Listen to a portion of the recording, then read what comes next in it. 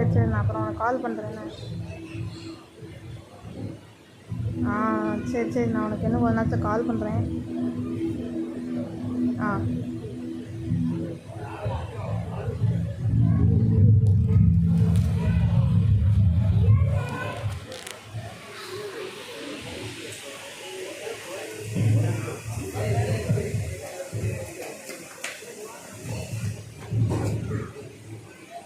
ஹல்லேலூயா. கர்த்தருடைய பரிசுத்த நாமம் மகிமைப்படுவதாக. கனத்திற்கும் மரியாதைக்கும் உரிய நம்முடைய சேகர குருவானவர் ஐயா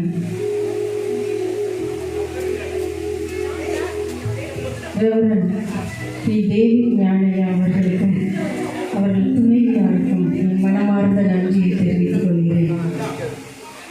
அது மாத்திரமல்ல, நம்முடைய சபை ஊழியர் ஐயா அவர்களுக்கும் மனமார்ந்த நன்றியை தெரிவித்துக் கொள்கிறேன்.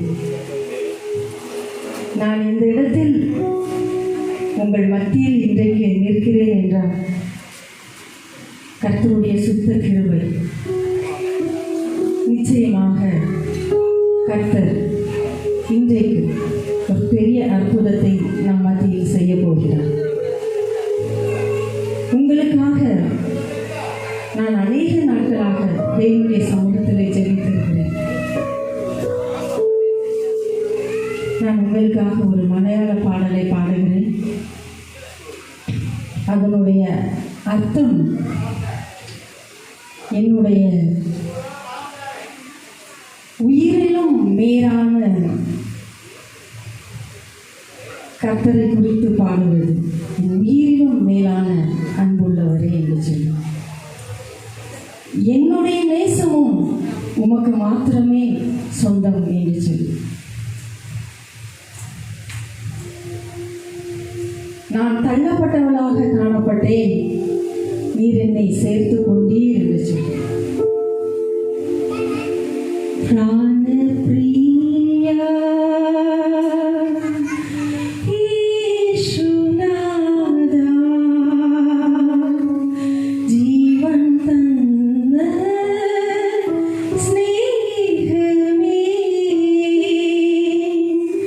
நஷ்டமாய் போயே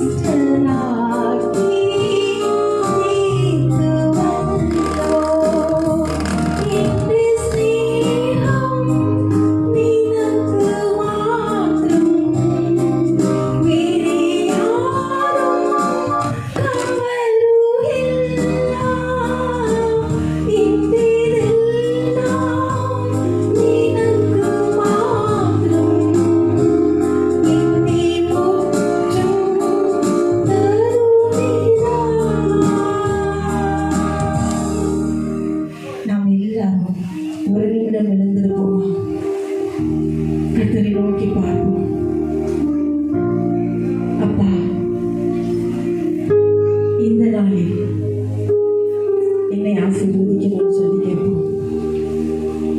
இந்த மத்தியில் அவருடைய பிரசன்னம் உலாவிக் கொண்டிருக்கிறது. தேவாதி தேவனுடைய பிரசன்னம் நம் மத்தியில் இறங்கி வந்திருக்கிறது. ஆவியானவர் நம் மீது அசைவாடி கொண்டிருக்கிறார். உங்களுடைய வேண்டுதல்கள், உங்களுடைய விண்ணப்பங்கள் அவர் அறிவார். ஆவியானவரே, ஒவ்வொருவரையும் தொட போகிறதற்காக நன்றி. இந்த விழாகம் முழுவதும் உம்முடைய பிரசன்னத்தால் நிரம்பி இருக்கிறதற்காக நன்றி தகவனே. உம்முடைய வார்த்தையை கேட்கிற பாக்கியத்தை நீர் எங்களுக்கு கொடுத்திருக்கிறதற்காக நன்றி. உள்ளத்தின் ஆழத்தில் இருந்து சொல்லுவோமா, நன்றி என்று சொல்லுவோமா. இன்றைக்கு நாம் நிர்மூலகமாகாமல் அவருடைய சமூகத்தில் நிற்கிறது எவ்வளவு பெரிய பாக்கியம். அப்பா, உமக்கு நன்றி என்று சொல்லுவோமா. அப்பா, என்னோட பேசுங்க என்று சொல்லி கேட்போமா. கர்த்தாவே, சொல்லும் அடியேன் கேட்கிறேன் என்று சொல்லுவோமா. நம்மையே தாழ்த்துவோமா. அவருடைய சத்தத்தை கேட்கக்கூடாதபடிக்கு நம்முடைய இருதயத்தில் இருக்கிற இருதய கடினங்கள், பாவங்கள், பிசாசின் கிரியைகள், போராட்டங்கள், மனக்கவலைகள் எல்லாவற்றையும் இயேசுவின் நாமத்தில் நீக்கி ஜெபிக்கிறேன் பிதாவே. உம்முடைய வல்ல கரம் எங்களை ஆளுகை செய்யட்டும். உம்முடைய பரிசுத்த பிரசன்னம் எங்களை ஆளுகை செய்யட்டும். இயேசு கிறிஸ்துவின் நாமத்தில் ஜெபிக்கிறோம் நல்ல பிதாவே. ஆமென், ஆமென். ஹல்லேலூயா. உட்காருங்க. எல்லாருமே வேத புஸ்தகம் கொண்டு வந்திருப்பீர்கள் என்று சொல்லி நான் விசுவாசிக்கிறேன். கர்த்தர் இந்த நாளில் உங்களோடு தெளிவாக சொல்ல சொன்ன ஒரு வார்த்தை சங்கீதம் 65 வசனம் 4. எடுத்தவர்கள் வாசிக்கலாமா? ஆமென், ஆமென். உம்முடைய பரிசுத்த ஆலயமாகிய வீட்டின் நன்மையால் திருப்தியாவோம். அநேகருக்கு திருப்தியற்ற ஒரு வாழ்க்கை. கர்த்தர் இன்னைக்கு தெளிவாக சொன்னார். இது நான் சொல்லல, இதனுடைய வார்த்தை என்ன, தயவு செய்து புரிந்து கொள்ளுங்கள், நான் அல்ல, கர்த்தரே சொன்னார். அவர் என் பிள்ளைகளோடு நீ சொல்லுவாயா என்று சொன்னார். உங்களை எவ்வளவாய் அவர் நேசிக்கிறார் தெரியுமா? திருப்தியற்ற ஒரு வாழ்க்கை, ஏதோ ஒரு குறை. சாப்பிடும்போது இன்னும் கொஞ்சம் வைக்கட்டுமா? சரி, இன்னும் கொஞ்சம், சரி, இன்னும் கொஞ்சம், எப்பா போதுப்பா அப்படின்னு நம்ம சொல்லுவோம். திருப்தியா சாப்பிட்டேன். ஆனா நம்முடைய வாழ்க்கையில் திருப்தி இல்லை. ஏதோ ஒரு குறை, ஒன்று எனக்கு அல்லது என் கணவருக்கு அல்லது என் குடும்பத்தாருக்கு அல்லது என் பிள்ளைக்கு ஏதோ ஒரு குறையும் காணப்படுகிறது. வருடம் வருடம் ஆலய பண்டிகைகளை நாம் கொண்டாடுகிறோம். வருஷம் வருஷம் ஆலயத்துக்குள்ள பண்டிகை நாட்களில் உள்ளே வரும்பொழுது சிலர் பொருத்தனையோடு வருவீங்க. 1 ராஜாக்கள் 9ஆம் அதிகாரம் வசனம் 1 முதல் 3 வரைக்கும் வாசிக்கலாமா?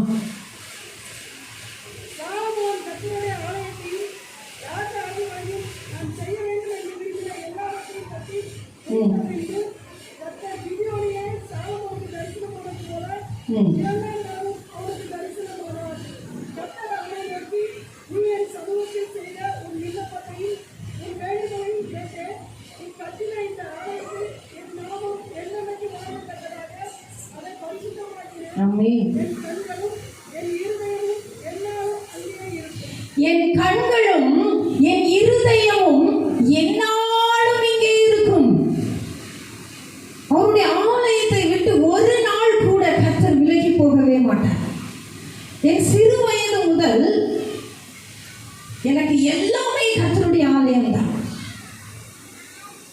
என் சிறு வயது தொடங்கி உண்மையாக தேவனுடைய வார்த்தையை கையில் வைத்து விட்டு சொல்லுகிறேன், எனக்கு என்ன பிரச்சனை வந்தாலும் சரி யாரிடத்திலும் போய் சொல்ல மாட்டேன். எங்கள் அம்மா கிட்ட கூட நான் சொன்னது கிடையாது. நேரடியாக ஆலயம் திறந்திருக்கிறதா என்று பார்ப்பேன். ஆலயம் நடக்கிறதான்னு பார்க்க மாட்டேன். சர்ச்சை ஆரம்பிச்சாச்சா அங்கே வந்து ஆராதனை நடக்குதான்ல இல்லை, ஆலயம் திறந்திருக்கிறதா என்று பார்ப்பேன். நேரம் உள்ள போவேன், முழங்கால் படிடுவேன்.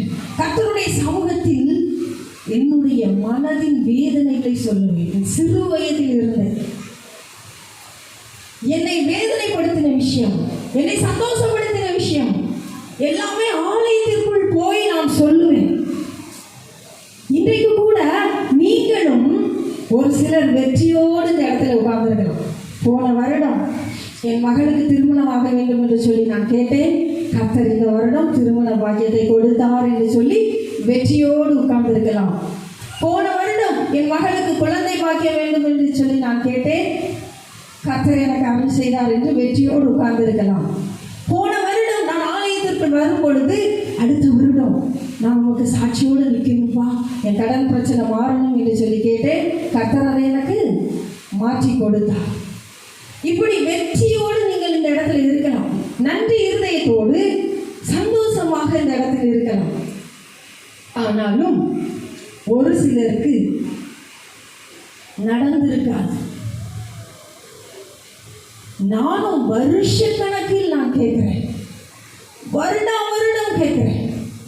ஒரு அருமையான சகோதரி என்னோடு பகிர்ந்து கொண்ட ஒரு உண்மை சம்பவம் இது. யாருக்குமே அப்படி ஒரு திருமணம் நடந்திருக்காது.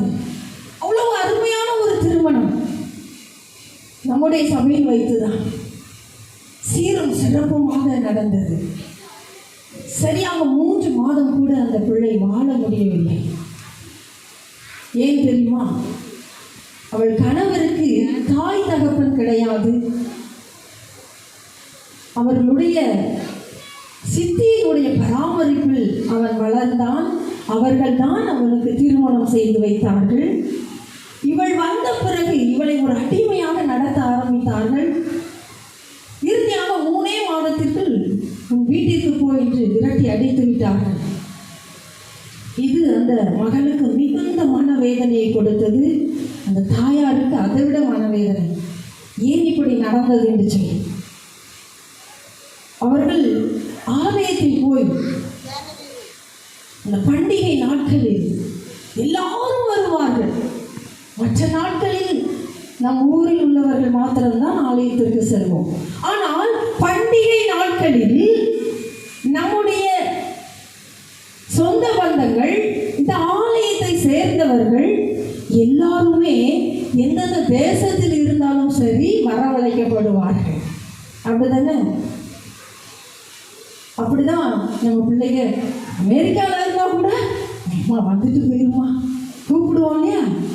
அப்படி எல்லா சொந்த பந்தங்களும் வந்திருப்பார்கள். இந்த மகளுக்கு ஒரே கவலை, அவர்கள் முகத்தில் நான் எப்படி முடிப்பேன்? என் பிள்ளையினுடைய வாழ்க்கை இப்படி ஆகிவிட்டது. எல்லா சொந்த பந்தங்களும் எவ்வளவு மனமகிழ்ச்சியாக இருக்கிறார்கள், எத்தனை லட்சங்களை சம்பாதித்து இருக்கிறார்கள், எந்த கவலையும் இல்லாமல் வருகிறார்கள். ஆலயத்தில் ஏலம் எடுக்கிறார்கள், ஆசீர்வாத தட்டு எடுக்கிறார்கள், காணிக்கை அள்ளி கொடுக்கிறார்கள். என்னை பார்த்து அவர்கள் ஏளனமாக சிரிக்கிறார்கள். என்ன உன் உள்ள வாழ்க்கை இப்படி ஆயிடுச்சாமே என்று சொல்லி அவர்கள் கேட்கும் பொழுது என்னுடைய உள்ளம் உடைக்கப்படுகிறது. நான் என்ன செய்வேன்? எத்தனை ஆண்டுகள் ஆகிவிட்டது என்று சொல்லி கேட்டேன். சுமார் 4 வருடங்கள் ஆகிவிட்டது இது நடந்து. ஒவ்வொரு பண்டிகை நாட்களிலும் நான் தேவனுடைய சமூகத்தில் வந்து அழுகிறேன். ஏன் அவர் கேட்கவில்லை? ஏன் என் ஜெபம் கேட்கப்படவில்லை? எனக்கு ஆலயத்திற்கு வர பிடிக்கவே இல்லை என்று சொன்னார்கள். நான் சொன்னேன், கர்த்தர் எல்லாவற்றிற்கும் ஒரு காலத்தை வைத்திருப்பார். அதின் காலத்திலே நேர்த்தி, அழகா வசனம் சொல்றீங்க, நேர்த்தியாய் செய்து முடிக்கிற கர்த்தர். உன்னுடைய மகளுடைய காரியத்தையும் அவர் நேர்த்தியாய் செய்து முடிப்பார் என்று சொல்லி அவர்களுக்கு அந்த வருடம் ஆலயத்தில் வைத்து செபித்து அவர்களை அனுப்பிவிட்டேன்.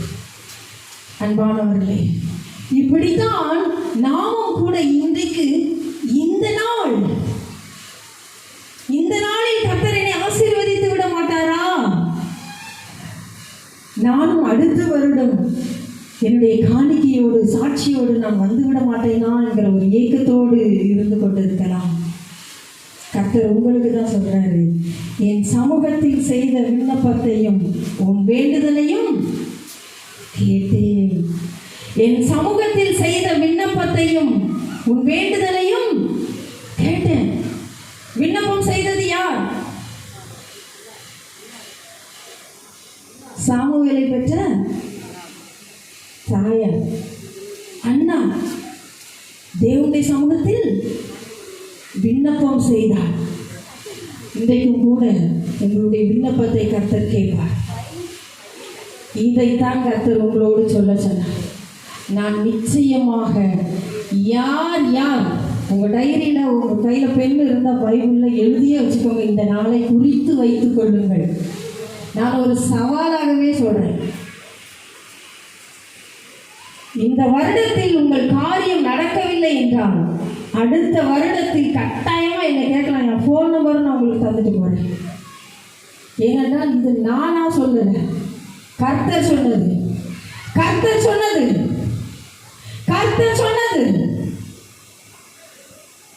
இந்த ஆண்டு, இந்த நாள் உங்கள் இருதயத்தில் எதை நீங்கள் தேவனுடைய சமூகத்தில் கேட்பீர்களோ உங்கள் விண்ணப்பத்தையும் உங்கள் வேண்டுதலையும் கர்த்தர் நிச்சயமாக நிறைவேற்றி முடிப்பார். கட்டாயமாக செய்வார். விளையாட்டல்ல, ஏதோ நான் சும்மா வந்து சொல்லிக் கொண்டு இருக்கிறேன் என்றல்ல. அவருடைய உள்ளம் துடிக்கிறது உங்களுக்காக. என் பிள்ளைகளுடைய கண்ணீரை கண்டேன், அவர்களுக்காக நான் இறங்குவேன் என்று சொன்னார். அன்பானவர்களே, நாம் நம்முடைய செய்திக்கு நேராக போக போகிறோம். யோசுவா 6ஆம் அதிகாரம் வசனம் 1.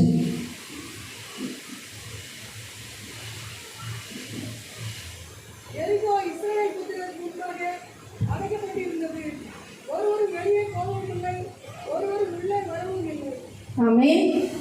எரிகோ இஸ்ரவேல் புத்திரருக்கு முன்பாக அடைக்கப்பட்டிருந்தது. ஒருவரும் உள்ளே போகவும் இல்லை, ஒருவரும் வெளியே வரவும் இல்லை. என்ன காரணம் தெரியுமா? அவர்கள் சுற்றி கேள்விப்பட்டு கொண்டே இருந்தார்கள். இஸ்ரவேல் ஜனங்களுக்காக கர்த்தர் செய்கிற அதிசயங்கள். செங்கடலை இரண்டாக பிளக்கிறார். ஒவ்வொரு ராஜாக்களையும் முறியடித்து அவர்கள் ஜெயித்து வருகிறார்கள். இப்ப எங்க வந்துட்டாங்க? நமக்கு பக்கத்துல பாளையம் இறங்கி இருக்கிறாங்க. இனி அடுத்தது எங்கதான்? நம்மளதான் குறி வைப்பாங்க. அப்போ நம்ம ஜாக்கிரதையாக இருக்க வேண்டும். யாரும் உள்ள வரவும் கூடாது, யாரும் வெளியே போகவும் கூடாதுன்னு சொல்லி அடைச்சு வச்சுட்டாங்க. கர்த்தருடைய பிள்ளைகளுக்கு நியாயமாய் கிடைக்க வேண்டிய ஆசீர்வாதம், நியாயமாய் கிடைக்க வேண்டிய ஆசீர்வாதம் அடைக்கப்பட்டு இருக்கிறது. என் அன்பு மகளே, உங்களுக்கு நியாயமாய் கிடைக்க வேண்டிய ஆசீர்வாதம், என் அன்பு மகனே, உங்களுக்கு நியாயமாய் கிடைக்க வேண்டிய ஆசீர்வாதம் அடைக்கப்பட்டு இருக்கிறது. கர்த்தர் பார்த்துட்டு சும்மா இருப்பாரா? உங்களுக்கு நியாயமாய் கிடைக்க வேண்டியது என்று அழுத்தி அழுத்தி நான் சொல்லிட்டு இருக்கிறேன். உங்களுக்குரியது, உங்களுக்குரியது. அன்பானவர்களே, ஒரு அருமையான சகோதரி, அவர்கள் தான் லிஸ்ட் படி அந்த வேலையை வாங்க வேண்டும். ஆனால் அவங்களுக்கு அடுத்த இடத்துல இருந்த அந்த சகோதரி என்ன பண்ணிட்டாங்க? பல லட்சம் ரூபாயை கொடுத்து அந்த வேலையை வாங்கிட்டாங்க. இந்த சகோதரி அழுதாங்க, ஐயோ நான் என்ன செய்வேன்? அவர்கள் குடும்பமே அழுகுது. என் வயது ஏறியது. எத்தனை ஆண்டுகளா நான் காத்திருந்தேன், எத்தனை ஆண்டுகளாக நான் இந்த வேலையை நம்பி இருந்தேன். எங்க கஷ்ட காலம்லாம்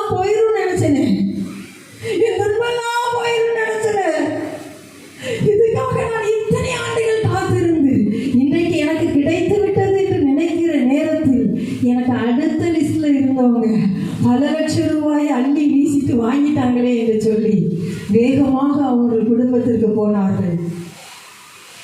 அங்கே போய் அவங்க தாயும் மகளுமா அழுது புலம்புறாங்க. எம்மா, என் பிள்ளைக்கு கிடைக்க வேண்டியதுமா, விட்டு கொடுத்துருமா, இது அவருடைய வேலைம்மா. அவர் அசால்ட்டாக பதில் சொன்னார்கள். அவர்கள் சட்டை பண்ணல, அவருடைய கண்ணீருக்கு அவர்கள் பதில் சொல்லவே இல்லை. அதற்கு நாங்கள் என்ன செய்ய முடியும்? அதெல்லாம் அப்பாயின்மெண்ட் போட்டாச்சு. என் மகன் இப்போ வேலைக்கு போய்கிட்டு இருக்கிற தெரியும் இல்லையா? இப்போ வந்து கேட்டுட்டு இருக்கிறீங்க, போங்க போங்க. அசால்ட்டான ஒரு பதில் சொன்னார்கள். இந்த தாயினுடைய உள்ளம் அப்படியே உடைக்கப்பட்டது. என் பிள்ளைக்கு இந்த வேலை கிடைக்கும்னு சொல்லி நாங்கள் தவம் இருந்தோமே, நீ இப்படி பண்ணிட்டியம்மா. அன்பானவர்களே, நடந்தது பயங்கர கொடுமையான ஒரு காரியம். இதே போலதான் என்னுடைய சொந்த வாழ்க்கையிலும் கூட ஒரு நிகழ்ச்சி நடந்தது. தாய் தகப்பனற்ற குழந்தைகளுக்காக அவர்கள் தங்கி இருப்பதற்காக ஒரு வீடு கட்ட வேண்டும் என்று சொல்லி நான் ஆசைப்பட்டேன். அந்த நிலத்தை பல லட்சம் ரூபாய்க்கு வாங்குவதற்காக ரிஜிஸ்டர் ஆபீஸுக்கு போனோம். அந்த புரோக்கர் என்ன தெரியுமா செய்தார்? கடைசி வரைக்கும் அந்த நிலத்துக்கு சொந்தக்காரங்க இவங்க தாண்டி அந்த காட்டவே இல்லை. நான் அடிக்கடி கேட்பேன், இந்த லேண்டை விற்கிறவங்க யாரு, அவங்கள நம்ம பார்க்க முடியுமா, அவங்களுடைய ஃபோன் நம்பர் கிடைக்குமான்னு கேட்பேன். அவர் கடைசி வரைக்குமே காட்டவும் இல்லை, சொல்லவும் இல்லை. சரி பரவாயில்ல என்று சொல்லிவிட்டு ரிஜிஸ்டர் ஆபீஸ்க்கு போனோம். அங்கு ஒரு வாலிப சகோதரி, அவங்க தகப்பனாரும் அந்த மகளும் வந்திருந்தார்கள் கையெழுத்து போடுவதற்கு. அவர்கள் என்னை பார்த்து கேட்டார்கள், நீங்க எவ்வளவு ரூபாய்க்கு வாங்குறீங்க? ஒரு சென்ட் எவ்வளவு வாங்குறீங்க? இவ்வளவுக்கு வாங்குறேன் அப்படின்னு சொன்னேன். இவ்வளவு ரூபாய்க்கா? எங்க கிட்ட வெறும் 300 ரூபாய்னு சொல்லிட்டு உங்ககிட்ட 1500 ரூபாய் சொல்லி இருக்கிறாரா? அந்த மகளால தாங்க முடியல. ஏன் தெரியுமா? அவள் அதை தான் சொந்த பிள்ளை போல பார்த்துருந்துருக்கா. அந்த இடத்தை, அந்த இடம் அவள் அவ்வளோ நேசிச்சிருந்திருக்கா. அதை ஏமா நீ வித்தேன்னு கேட்டேன். இவ்வளோ நேசிச்சிருக்கிறிய தங்கம், அப்படி ஏன் அந்த இடத்த நீ இப்போ கொடுக்குற அப்படின்னு கேட்டப்போ அவள் சொன்னா, என்னுடைய திருமண காரியம் தடைப்பட்டு கொண்டே இருந்தது. நகை கேட்குறாங்க, டவுரி கேட்குறாங்க, நாங்கள் எங்கே போவோம், அதனால இதை கொடுத்துடலான்னு எங்கள் அப்பா சொன்னாங்க. எனக்கு மனசே கேட்கல, ஆனால் கூட நான் இதை கொடுக்க சம்மதிச்சேன். ஆனால் இப்போ எங்களுக்கு இவ்வளோதானா? அந்த புரோக்கர்கிட்ட போய் அழுதா, ஐயா எங்களுக்கு இவ்வளோதானா என்று சொல்லி அவனும் கல் நெஞ்சமாக இருந்து கொண்டான். நானும் சொன்னேன், ஐயோ என் கையில் பணம் இருந்தால் கூட நான் உனக்கு தந்துடுவேனம்மா, இருந்தது எல்லாத்தையும் நான் அதில் போட்டுட்டேன்னு, நீ கவலைப்படாதன்னு சொல்கிறேன். அவளுக்கு ஆறுதலே இல்லை, அழுறா, ஏங்கி அழுது கொண்டே இருக்கிறா. அந்த புரோக்கர்கிட்ட போய் சொன்னேன், தம்பி ஏதோ வந்து கொஞ்சம் கொடுங்கய்யா, பாவையா என்னையே தான் ஏமாத்துறீங்க, அந்த பிள்ளைக்கு எதையாவது கொடுங்கய்யான்னு சொன்னேன். அவள் வாயே திறக்கலை. நான் பார்த்து அவனுக்கு ஒரு ஃபோன் வந்தது. அந்த ஃபோன் அட்டன் பண்ணான், வேகமாக ஓடுனான். அதான் எனக்கு தெரியும். 10 நாள் கழித்து எங்கள் வீட்டு காலின் மேல் அடித்தது. யார் அடிக்கிறாங்கன்னு சொல்லிட்டு போய் கதவை திறந்தா அவன் தலை மொட்டை அடிக்கப்பட்டவனா வந்தான். என்னப்பா நீ யாருன்னு கேட்டேன். எனக்கு கூட அவன் முகம் மறந்துடுச்சு, யாருன்னு கேட்டேன். அப்போ அவன் சொன்னான், நீங்கள் ஞாபகம் இல்லையா, உங்களை ஏமாத்துனே. ஓ என்னையான்னு கேட்டேன். உங்களை ஏமாத்தின உடனே ஃபோன் வந்துச்சு. ஆமாம் வந்துச்சு. நேராக ஹாஸ்பிட்டல் போனேன்னா அங்கே என்ன நடந்துச்சு தெரியுமா? என் மனைவி ஹாஸ்பிட்டலில் சேர்த்துருந்தாங்க. அது ஃபோன்லேயே சொல்லியிருக்காங்க, கர்ப்பப்பையை உடனடியாக எடுத்து விடணும், இல்லைன்னு சொன்னால் அவங்க பிழைக்க மாட்டாங்கன்னு சொல்லியிருக்காங்க. இவன் அழுது புலம்பி இருக்கிறான், எனக்கு ஒரு வாரிசு வேண்டும், எனக்கு ஒரு வாரிசு வேண்டும். டாக்டர் சொல்லியிருக்கிறாங்க, ஒன்றும் செய்ய முடியாது. அவன் வந்து சாஸ்தாங்கமாக விழுந்துட்டான், கீழே விழுந்து அழுறான். உங்களுக்கும் அந்த மகளுக்கு செய்த கொடுமையினால எனக்கு நடந்தது இது. நீங்களும் தாய் தகப்பனற்ற குழந்தைகளுக்காக உங்கள் சொத்தை எல்லாத்தையும் வித்துட்டு இந்த இடத்த வாங்குனீங்க. பரிதாபம். உங்களுக்கு முன்பாக யார் ஒருவர் அடைக்கப்பட்ட வாசலை வைத்தாலும் கர்த்தர் பார்த்து கொண்டு சும்மா இருக்கிறவர் அல்ல. உங்களை தொடுகிறவன் அவருடைய கண்மணியை தொடுகிறான் என்று சொல்லப்பட்டிருக்கிறது. என் அன்பு மகளே, இன்றைக்கு நீங்க நினைக்கிறீங்க என்னை அநியாயமா பேசிட்டாங்க, எனக்கு கேட்கறதுக்கு யாருமே இல்லையா, என்னை இப்படி வேதனைப்படுத்துறாங்க, எனக்கு கிடைக்க வேண்டியது கிடைக்க விடாம பண்றாங்க, என் சொத்து எனக்கு கிடைக்கல, என் கணவரை அவங்க குடிக்கிட்டு போறாங்க என்று சொல்லி. ஆனாலும் கர்த்தர் சொல்லுகிறார், நான் எரிகோவையும் அதன் ராஜாவையும் அதன் யுத்த வீரரையும் உன் கையில் ஒப்பு கொடுத்தேன் என்று சொல்லி. அன்பானவர்களே, யார் உங்களுக்கு விரோதமாக எழுந்திருந்து காரியத்தை அடைத்து வைக்கிறார்களோ அவர்களை உங்கள் கையில் தேவன் ஒப்பு கொடுப்பார். நடந்தது என்ன? ஒவ்வொரு நாளும் ஒரு முறை சுற்றி வர வேண்டும். 7ஆம் நாள் 7 முறை சுற்றி வரும். கொஞ்சம் கற்பனை பண்ணி பாருங்க, இங்கேருந்து அங்கே நடக்கிறதுல நமக்கு கால் வலிச்சிடும். அதை சுற்றிட்டு வரும்போது எவ்வளோ வேதனையாக இருக்கும், கால் எப்படி வலிக்கும் தெரியுமா? 7ஆம் நாள் 7 முறை சுற்றினா நடக்கிற காரியமா? நானாக இருந்தால் செய்வேனா, நீங்களாக இருந்தால் செய்வீங்களா? இன்றைக்கு நமக்கு பொறுமை இல்லை. தேவன் நமக்கு வைத்திருக்கிற ஆசீர்வாதத்தை பெற்றுக்கொள்வதற்கு கர்த்தர் கொடுக்கிற சில சங்கடமான காரியங்களை செய்வதற்கு நம்மால் முடியவில்லை. அப்படிதான் காணா ஒரு கல்யாண வீட்டில் ரசம் குறைவுபட்ட பொழுது இந்த தண்ணீரை கொண்டு கொள்ளுங்கள் என்று சொன்னார். நானா இருந்தா என்ன சொல்லியிருப்பேன்? இந்த தண்ணியை கொண்டு போறதுக்கா? போகிற வழியில் தான் என்னாச்சு, அது ருசியுள்ள ரசமாக மாறியது. பிரியமானவர்களே, நம்மிடத்தில் பொறுமை இல்லை.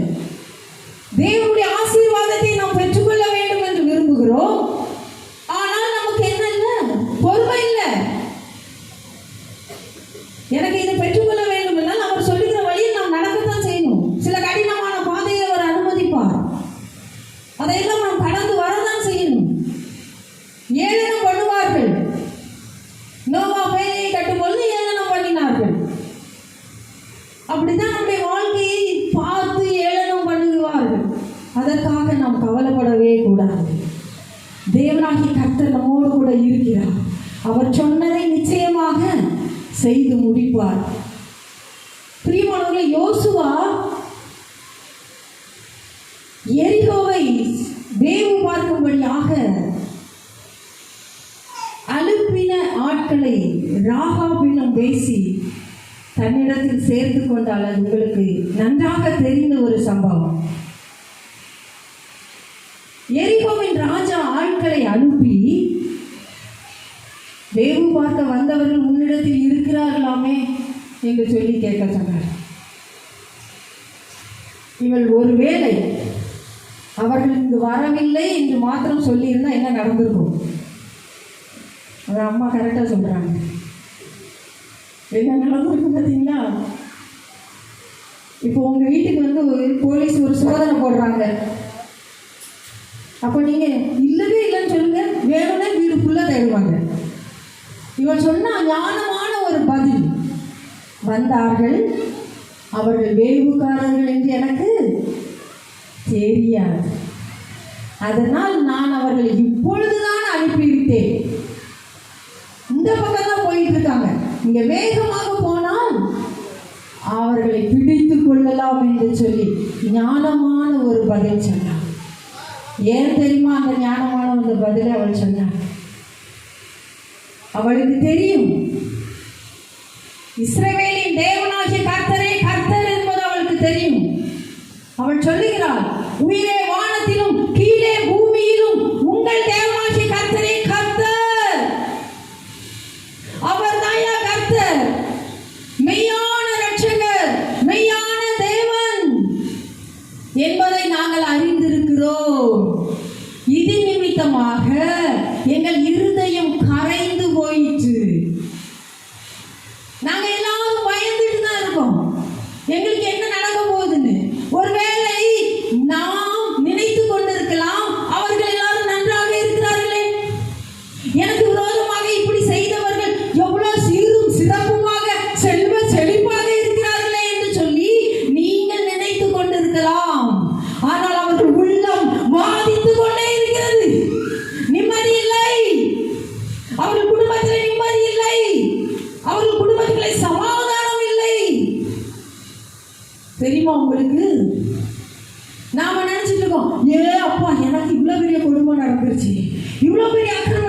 செஞ்சிட்டாங்க.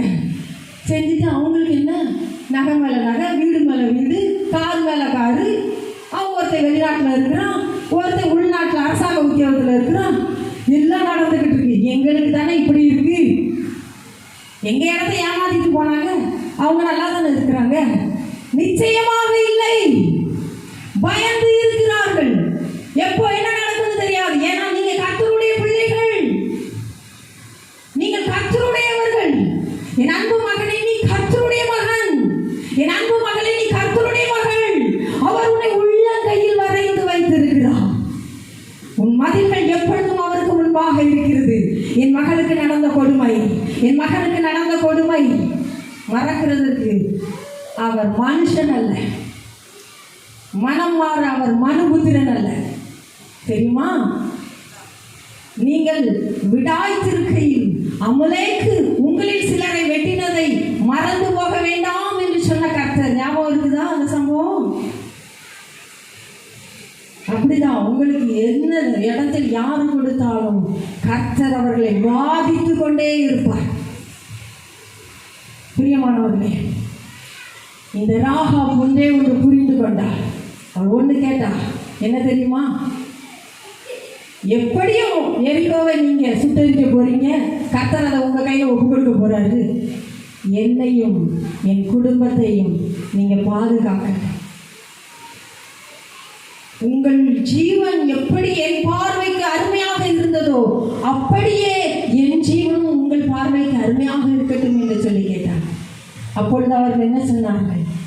எங்களை இறக்கிவிட்ட இந்த ஜன்னலில் நீ ஒரு சிகப்பு நூலை கட்டி விட்டு இந்த வீட்டிற்குள் உனக்கு வேண்டிய உன் தகப்பன் வீட்டார், நண்பர்கள், உற்றார் உறவினர்கள், ஆடுகள், மாடுகள் என்ன வேணும்னாலும் வச்சுக்கோ. எரிகோவை சுட்டெரிக்கும் நாளில் இந்த சிகப்பு நூல் தான் உனக்கு அடையாளம். அதை பார்த்து நாம் உங்கள் குடும்பத்தை காப்பாற்றுவோம் என்று சொல்லி வாக்கு கொடுத்து விட்டு வந்தார்கள். அன்பானவர்களே, யாத்திராகமம் 12ஆம் அதிகாரம் வசனம் 13, நீங்கள் இருக்கும் வீடுகளில் இந்த ரத்தம் உங்களுக்கு அடையாளமாக இருக்கட்டும். சங்கார தூதன் கடந்து வரும் பொழுது உங்களையும் சேர்த்து அழித்து விடாதபடிக்கு உங்கள் வீடுகளில் நிலைக்கால்களில் இந்த ரத்தத்தை பூசி வைத்துக் கொள்ளுங்கள். இதுவே உங்களுக்கு அடையாளம். ஆம் பிரியமானவர்களே, இன்றைக்கு நீங்களும் நானும் என்ன செய்து கொண்டிருக்கிறோம்? நாம் ரட்சிக்கப்பட்டு இருக்கிறோமா? நம்முடைய பிள்ளைகளை ரட்சிப்புக்குள் வழிநடத்தி இருக்கிறோமா? இந்த ரத்த கோட்டைக்குள் பாதுகாப்பாக நாம் இருக்கிறோமா?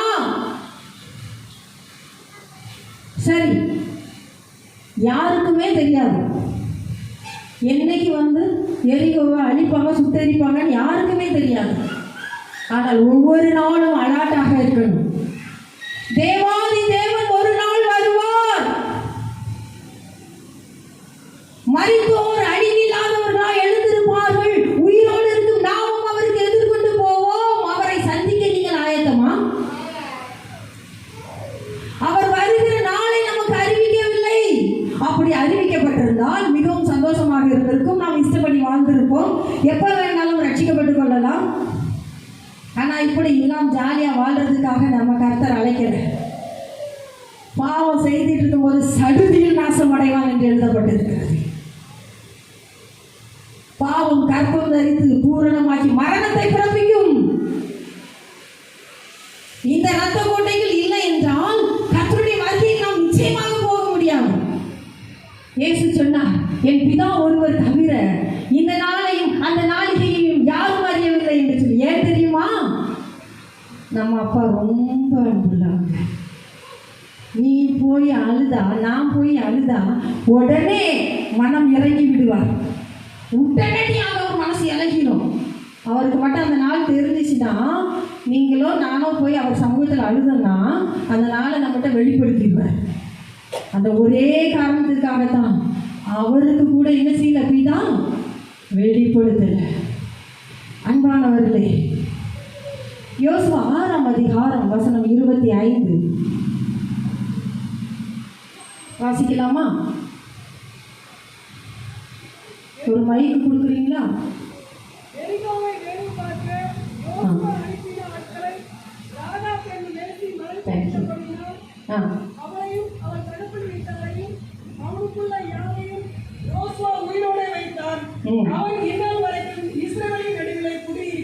ஹல்லேலூயா. எல்லாரும் கரங்களை தட்டி. ஒரு குடும்பமே காக்கப்பட்டுச்சு. ஏமா அவங்க யாரு? கர்த்தருடைய பிள்ளைகளா? ரட்சிக்கப்பட்டவங்களா? அவங்களுக்கு பேர் அடைமொழி என்ன தெரியுமா? வேசின்னு சொல்லப்பட்டிருக்கு. அவங்களுக்கும் இதுக்கும் சம்மந்தமே கிடையாது. ஆனால் அவங்க குடும்பத்தையே காப்பாற்றினாங்க. உங்கள் குடும்பம் உங்கள் கையில் கொடுக்கப்பட்டு இருக்கிறது. உங்கள் குடும்பம் என் கையில் கொடுக்கப்பட்டு இருக்கிறது. இன்னைக்கு நீங்களும் நானும் என்ன பொறுப்பில் இருக்கிறோம்? உங்கள் குடும்பத்தை காப்பாற்ற முடியுதா?